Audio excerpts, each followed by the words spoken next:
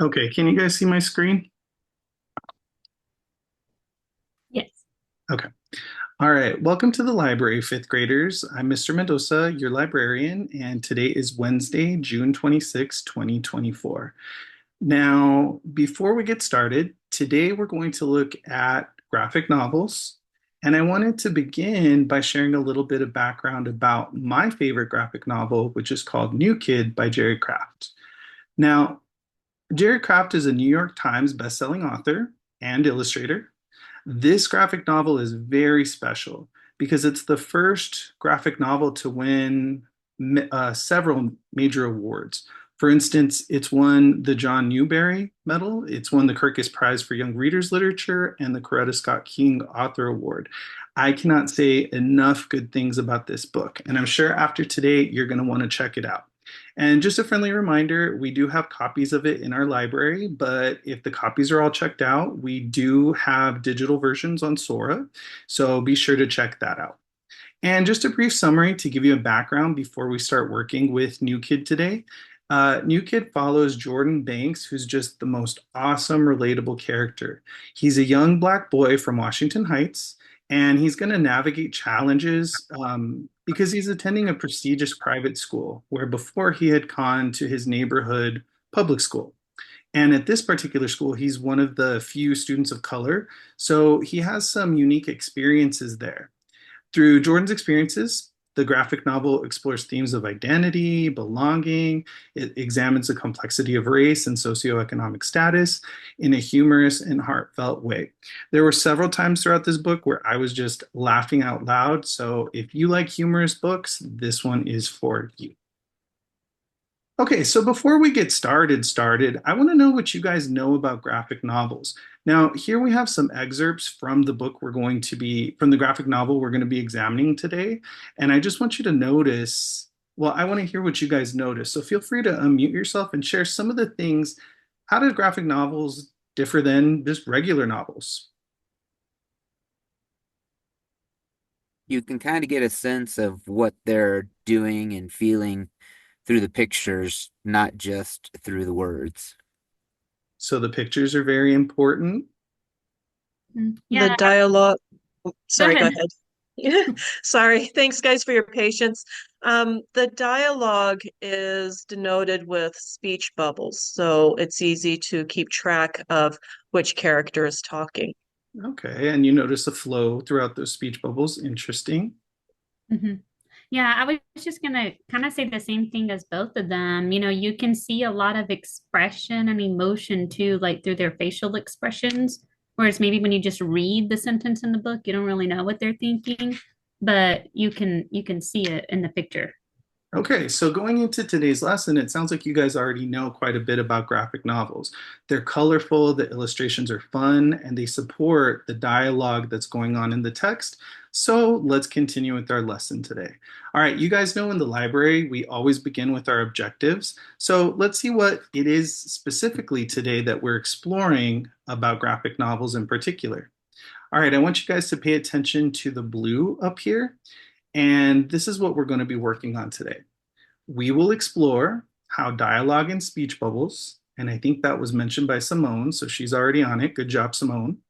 We will explore how dialogue and speech bubbles are used in graphic novels. And today we're going to consider how they can deepen our comprehension of the story. So we're going to be looking at the characters, the themes, we're going to be looking for emotions, we're going to be looking for personality and tone, and seeing how those dialogue bubbles really help us move into it. But wait a second, I'm confused. Let's break it down a little bit. Okay, so first of all, graphic novels you guys knew a lot about. These are novels in a comic book like format. One difference between graphic novels and comic books is they're more permanently bound. So they look like more like your normal chapter book or novel. And I think Sean hit the nail on the head. These descriptive illustrations really support the text. It's important for you guys to remember that graphic novels is a format and not a genre, and it can be fiction or it can be nonfiction. There's a lot of current authors right now doing really cool work playing around with different genres and using the format of graphic novels. All right, so if we continue, Today, this is what we're focusing on. How do these speech bubbles and the dialogue within it deepen our understanding of comprehension and what's happening in this story? So let's continue. All right, since today we're going to be looking at dialogue and speech bubbles, I want to look at the world without them but first. So, what would a graphic novel be like without any dialogue or speech bubbles? Let's take a look. Here's another excerpt from today's reading. And as you can see, I've removed all the speech bubbles. So I want you to take a look at all of the different panels, and I want you to start making the story in your head. I want you to start trying to figure out what's happening on this page. Just take about 10 seconds to think about it.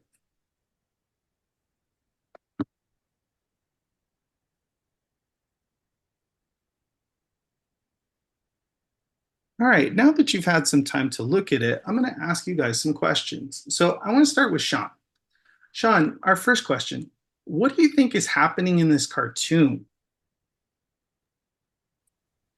So I think the boys might be saying rude things to each other because they're talking and his face looks like he's upset, and then over here it looks like they're having a confrontation over whatever was being said. Excellent. So what I'm hearing from Sean is that he's using the visual clues to kind of tell that this is kind of a negative tone. There's a lot of tension in this scene. So he used his visual clues. Let's go to Rebecca. Rebecca, how do the characters seem to be feeling in these panels? Well, up here in the first panel, this guy is kind of happy, and this one's like, I'm not real sure. And this one, I almost think that he's like, what am I about to say here? Like he's like really thinking about it. And then you can see in the next one, like, I don't know, this guy's still not agreeing with what this one's saying. And then now maybe this one has something to say about whatever these two were previously thinking. And so And then this is when I feel like they kind of get into it. And I love that you guys are using the visual clues, but I'm starting to notice a pattern that the visual clues only take us so far. So let's go to our next question. Okay, so Simone, if you were the author, what do you think the characters might be saying? If you could go in and fill in the speech bubbles, what do you think they could be saying in the first few panels? All right. Well, I would think the guy in the red hat in the first panel, it says 2 weeks later. I wasn't here for the original reading, so I'm not sure what's going on beforehand.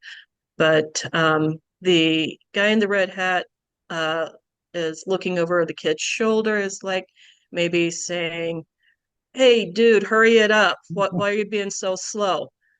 And our main character in the back, what is his name? I don't know his name.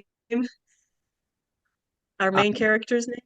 I think you're doing an excellent job at proving that the visual clues don't really Uh, tell us who's who. So that's a good thing for no, me to see. no. So you kind of that needs to be explained in the first couple of pages, like in any written novel. But anyway, so we'll just call him Joe for lack of a better better reason. So Joe is back there. It's like, oh geez, not this again, because his eyes are rolling up, right? So obviously there's some history with this guy in the red hat. And so the red hat dude is in the extreme close up is continuing is, I don't know why people have to be so flippin' slow. What's wrong with you? And the kid is obviously not happy. And Joe is coming up and say, "Hey, dude, lighten up. Come on. Let's be patient with each other." And Red Hat dude is saying, "What's it to you?" And then, of course, the argument gets worse and worse. And I can't come up with any good insults, but I'm sure they are exchanging insults. And then we move on to the next page. Okay, round of applause for Simone, an author and a budding author. One of the things that I noticed that Simone mentioned was she was able to come up with the story using the visual clues, But again, we're kind of noticing that the dialogue does kind of carry some heavyweight within here. So I'm going to go ahead and skip through these three questions because you guys are already on it. So now that we've explored how much we can infer from just the pictures, let's dive into how adding the dialogue and the speech bubbles can give us more insight into the characters and really help us understand the story a little bit more. All right, for today's lesson and guided practice, we're going to be reading some excerpts from New Kid. I believe I pulled chapter 12 and we might get to chapter 13. I want you guys to think as we're going through, reflecting on the selected chapters, how do you think the speech bubbles are helping to convey tone, to convey emotion, to convey personality? And we'll kind of stop and talk about them as we go along. All right, chapter 12 called Right Club. Now, a lot of people thought that this boy, this young gentleman, was the main character, but it's actually this one. Jordan's the main character here. This is his friend Drew. So let's continue. All right, here's the page that we read without the speech bubble. So let's see how well our predictions were. 2 weeks later. Can your mom make chalupas, or is that just a Taco Bell thing? Don't start up again, Andy. What? Why is everyone always so sensitive about everything? Besides, I'm not even talking to you, Drew. Me and Ramon are cool. Instead of telling him it's okay, why don't you ask him? Relax, dog. I was only being a jerk. That's what you're being. You're just jealous that I got to play baseball while you and your friends rode the pine. Are you serious? I couldn't care less about baseball. What do I care about is that you think you can say or do whatever you want to people, and no one ever calls you out. You're always picking on me. And the only reason you beat me out for quarterback was because what, Andy? You know, ever since Colin left, you've been 10 times worse. And you weren't even all that nice to him either. All right. So going off of the first page, a lot of our predictions were right. This was a tense page. There was a lot of emotion and a lot of personality exchange between the two. But as I'm reading through, I know we're paying attention to the dialogue. So I want you to note some of the things that I noticed while I was reading. I noticed over here that Andy, he's kind of smiling in the beginning, but he's really kind of got a condescending tone throughout. That's kind of what I had noticed the most of on this page. All right, and I might ask you guys for clues a little bit later. Next page. You take that back. Make me. Disaster strikes. Let's go, Drew. I'm taking you to Headmaster Hanson. Oh, so now you know my name? And I barely touched him, Miss Raleigh. He slipped. I saw it. Andy, on his own apple. No, I didn't. He pushed me down. Commotion, and now we have Jordan. Jordan standing there. And at that moment, it became all too much. Too much of kids like me trying to fit in. Too much of kids who should fit in trying hard not to. Too much of good kids being blamed for being bad. Too much of bad kids getting rewarded for their mean behavior. And why? And way too much of me feeling like I'm never in control of anything.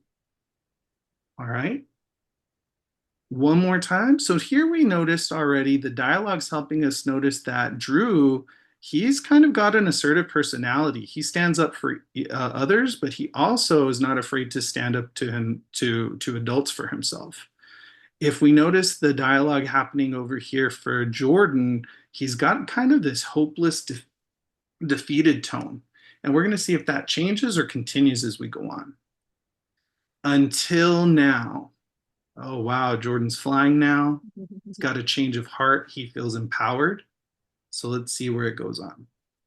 Okay, on this page, I'm going to ask you guys to start looking for clues in dialogue that kind of set the tone, the emotion, or show the personality of the character. Wait, Jordan's saying. Ms. Raleigh, Drew did not knock Andy down and pushed him first. Then, when Drew pushed him back and slipped on an apple, come on, who else saw it?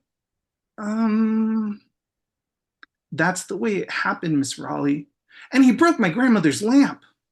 I saw it too. Me too. Yeah, Miss R. Little man is right. That corny dude slipped on an apple. I saw it too. And for the last time, Andy, I'm not Mexican, I'm Nicaraguan. I've been telling you that since kindergarten. All right, before we continue, Sean, Rebecca, or Simone, can you find me some clues in the dialogue that kind of show us either someone's personality, maybe sets the tone for this page, or kind of conveys emotion? Well, I'd say I, the way that they wrote wait is showing that he's like upset. He wants to make sure that he's being heard. So that would be one way the dialogue shows something. So the typography is big in indicating in the dialogue. Good, good, good. Anybody else want to share? I liked the timid and how the speech bubble changed. You can almost hear it like a whisper with the little squiggly line. Mm. You guys are pointing out something that I really didn't notice before, and that's yeah, the typography kind of does impact the way you read it. So thank you for that. Yeah. And then I saw how, like, maybe they didn't want to speak up, and then once someone did, then they were like, oh, yeah, this is what really happened. Hmm. So they kind of gained confidence once Jordan kind of stood up. Okay, so you guys Literally on the have a lot of table. yeah, literally. And so we have that there, that his personality, he's becoming an upstander where he was unsure before and now he's upstanding for other people's rights. And then over here we have this indicating of their personalities that, okay, now they feel a little more comfortable to follow his lead. And then our boy down here, definitely, he's fed up. He feels empowered. I believe them. I do too, Karen. Well, and by the way, this is DeAndre. We look nothing alike. Sup, Miss R? All right, Drew. If that's what happened, then you and Andy can clean up this mess and then go straight to class. But you'll both lose your free periods. And if we notice, it's the two boys with help, but specifically Drew. Everybody kind of helping Drew out, and Andy's over there. Okay, so on this particular page, as I was reading it, I noticed that this teacher, she's kind of hesitant to admit she's wrong. And then again, down here, even though she's kind of conceded and given him the benefit of the doubt, she's still got control of the situation. She still has to have the last word. You're still losing those free periods. So kind of interesting how the dialogue helps establish her tone. Be right back, guys. Hurl. Oh my gosh, he did not feel well after that interaction. Uh, where did I leave my sketchbook? Okay, so I had the arrow here because his hurl shows me that he's actually kind of timid. That was not a comfortable situation for him to stand up to a teacher, stand up for his friend was kind of difficult. All right, I'm looking at the time, and I think our time, I'm going to go ahead and stop there for the reading for today. And I'm going to go ahead and skip ahead. And I'll kind of just give you a synopsis. So Jordan goes to sleep. He wakes up and he's nervous thinking about his notebook because his notebook has tons of private drawings where he shares his feelings about being the only Black student in a school. The next day, he notices his teacher is going through his book and he tells her it's private. The book had his name clearly written on it. She didn't need to go inside the book. And this particular sketch he did was actually about the teacher. Sticks and stones may break my bones, but at least get my name right. Because that particular teacher was calling all the Black students by the same name. And so he says here at the end that the worst insult you can ever give anybody is calling them someone else's name because you haven't even taken up the time to get to know the person to find something to insult them about. So the teacher, she's upset. She calls him angry. And he says, I'm not angry. I like this school. He goes, this journal is just my place to release my feelings. And then at the end, she tells him he should feel special being the only or one of the few Black students in this school. And he flips the pages on her and he stands up to his teacher and he says, would you teach at a school in my neighborhood? So you could be special? Kind of flipped it on her. So this is just a really cool book, especially if you're a kid and you have your feelings and you know your feelings are valid and kind of giving you the opportunity to say to adults what you want to. Okay, to kind of close up this section, we can see that dialogue definitely enhanced our comprehension. We were able to understand our characters better through looking at the tone and the emotion and the personality within the dialogue. Drew was very assertive and he'll stand up for himself and others. Miss Raleigh, in this section, she's kind of presented with one sided conversations. She kind of only changes her tune when she's got pressure from her peers. Jordan, he usually doesn't seek attention, but he stands up when things are not right. And over here, we learn that Andy is kind of rude, doesn't really read the room. He thinks he's funny when he's actually being kind of a jerk. All right.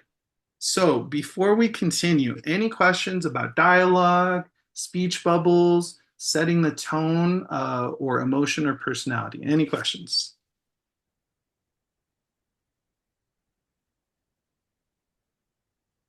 Okay. All right. So for independent practice, today you're going to get to create your own graphic novel. Well, it's more like a page from your graphic novel.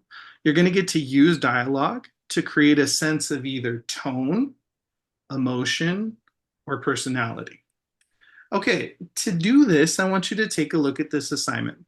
I'm going to give you a link in the chat right now, and we should be all able to edit this particular Canva. And I've put your name on each of the slides so you can know which one you're going to do. So you're going to log into Canva with the link provided, and it should open. Okay, you're going to have about 5 or 6 minutes to edit your page, and you're going to have 4 panels. You're going to use the clip art that'll be look kind of like this to help you kind of create the dialogue. And when I'm grading, or at the end when you share your final products, your product must emphasize tone, emotion, or personality. And let's say the link doesn't work for you. Let's say Canva is not working for you. It's something, it's just not working today. Grab a piece of paper, start drawing, and you can show us on your screen. Okay, we'll accept it however you want to. Okay. All right, so let's go into the chat. I'm going to drop the link, hopefully. All right. And when I click on the link, well, it's going to take me here, but I don't want to go here.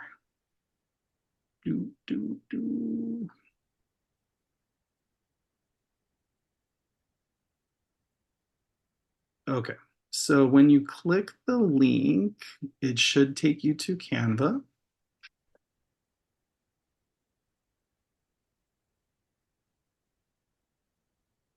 Are you guys getting in? I'm in. Okay.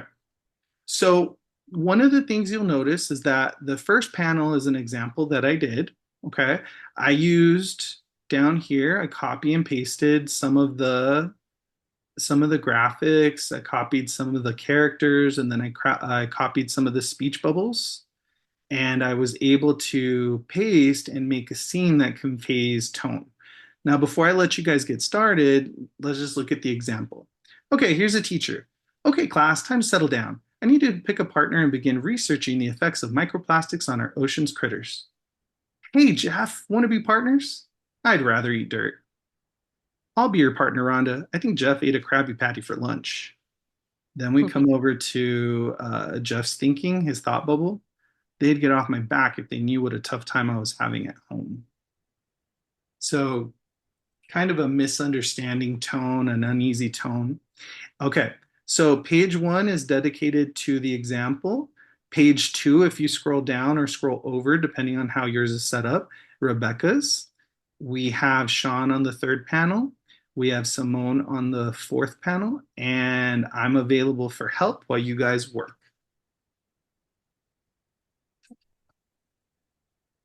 Feel free to unmute yourself. Feel free to ask questions. And I think we can finish in about 4 or 5 minutes. So let me set the timer. I have a quick question. I was having technical difficulties. Okay. Am I following based off of what's happened on the first page, or I'm creating something from scratch on my own? I'm sorry, I Okay. missed that.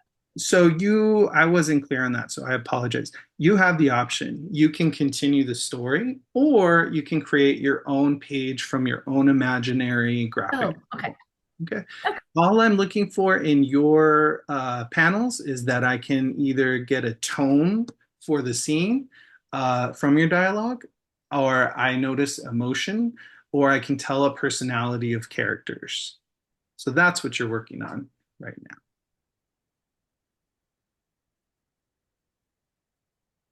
Ooh, I like the way Rebecca's already got her characters. She's resizing. You go, Rebecca. Looking at Sean. Sean's already got a character in a speech bubble. I'm trying to log in.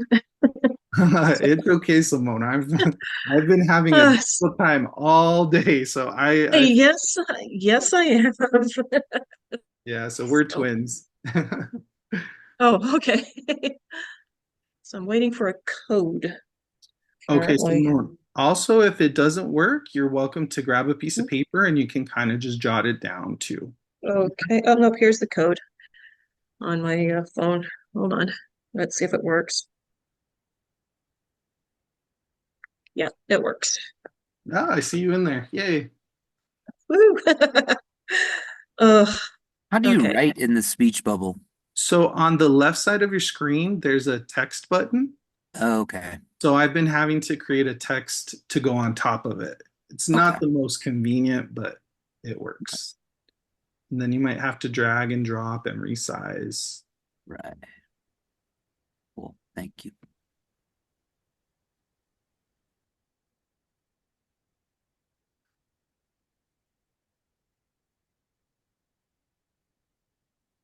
Okay, I'm going to be nosy, Rebecca. Let's see what you got so far. All right, she's got, good morning, everybody. Today we're going to read a story. Ooh, so might be a librarian, might be a teacher, might even be a mom. Cool. Okay, let's be nosy and let's look at Sean. Hello, class. Today we're going to learn about the Alamo. Ooh, social studies.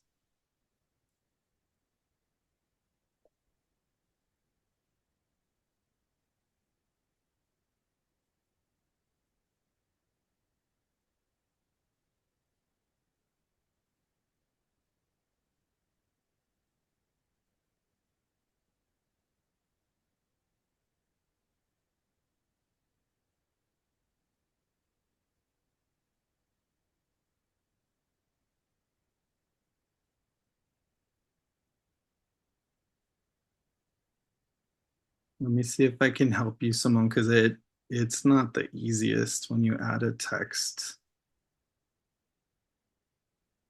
You might be able to grab it, and then sometimes you can make it bigger.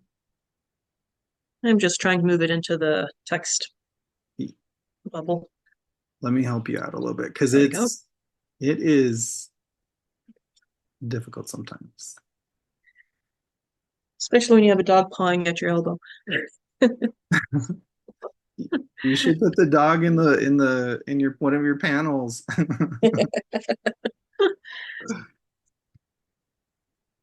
Okay, guys, just a reminder, we're looking for tone, we're looking for emotion evoked from your dialogue, we're looking for personality. Ooh, I see some attitude in Sean's. Ugh, social studies is so boring. I hate this class.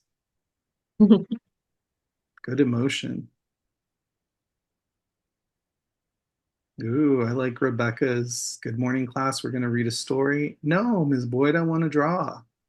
Yay, are we reading a graphic novel? Ooh, tying in what we talked about today.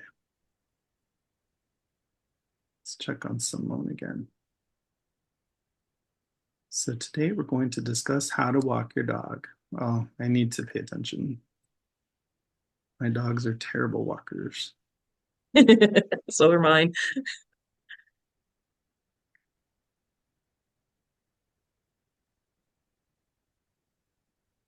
Okay, just because time is running out, I'm going to let you continue working on that, but I'm going to kind of ask you to talk about how you're either showing tone, emotion, or personality. And I wanted to start with Rebecca. Even if you're not finished, you can kind of tell us where you were going with it. Go for it, Rebecca. I just switched my screen again. So I was gonna go with kind of like the class pet Okay. versus the not, All right. and the girl over here she was gonna be like, oh, you're such a suck up. You just want to do everything that the teacher says. Okay, what a great And the thing. other one, she was just gonna conclude with like, no, that's my favorite genre. Okay, She was gonna say it incorrectly. I can definitely see where it's going, and you've got some personality in just 4 panels. That's amazing. Okay, let's look at Sean's. I have Sean's on the screen. Sean, even if you're not finished, where were you going with it, with your dialogue and your tone and your emotion, your personality? So I was going with so the teacher is introducing their lesson for today about the Alamo, and then this girl is kind of got an attitude about it, socially so boring, I hate this class.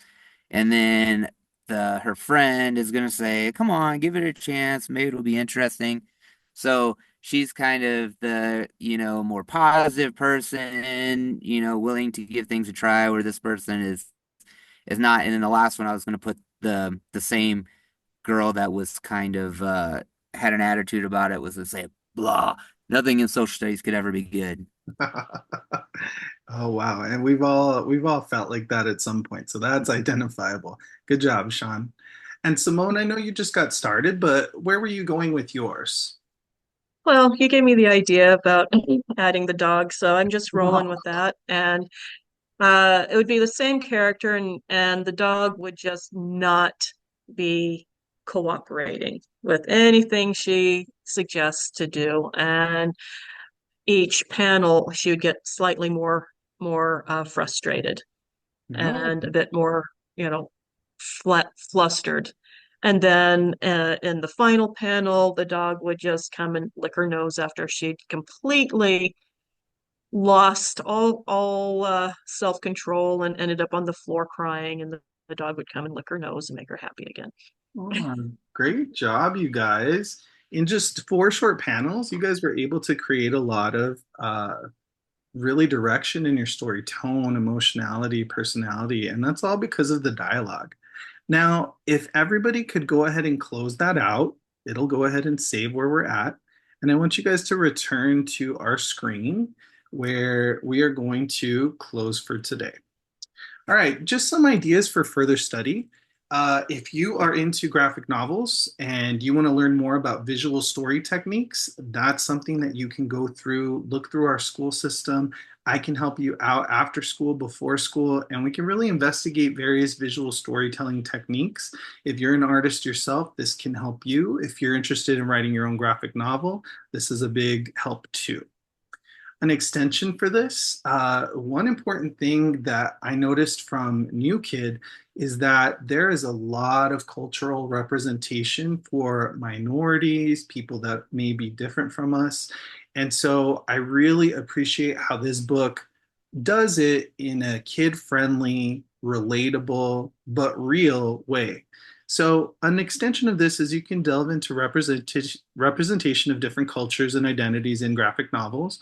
We can compare and contrast how different authors portray characters from various backgrounds, and we can analyze the impact that it has. Now, we just have 3 minutes left before your teachers come and pick you up. So I wanted to conclude by how we started. We examined examples from New Kid and we engaged in thoughtful discussions about the dialogue and speech bubbles. We explored how dialogue and those speech bubbles in graphic novels contribute to the tone, emotionality, and personality of characters. And we gained a deeper understanding of how the dialogue kind of shapes how the character develops, how the mood and the tone is influenced over time, and how it enhances our overall comprehension of the narrative. So for our exit ticket, I'm going to assess you guys on 2 things. I'm going to be looking at your panels that you created to see if you have tone, if you have dialogue that develops emotion or personality. And I'm going to evaluate one more way. I want you guys to type in the chat How are dialogue and speech bubbles, in your own opinion, used in graphic novels? How are dialogue and speech bubbles used in graphic novels? And if you want to use New Kid as an example, you can. So, how are dialogue and speech bubbles used in graphic novels? Okay, Rebecca said that it's used to express emotion and tone. Let's see if Sean or Simone can add to that. Are we doing this in the chat? Yeah, if we could do it in the chat, and if the chat's not working, you can say it out loud too. We're being flexible because computers are difficult today. Drive the plot. So Rebecca said they're used to express emotion and tone. Sean said they're used to show the actions that kind of match. And then Simone hit the nail on the head to drive the plot forward.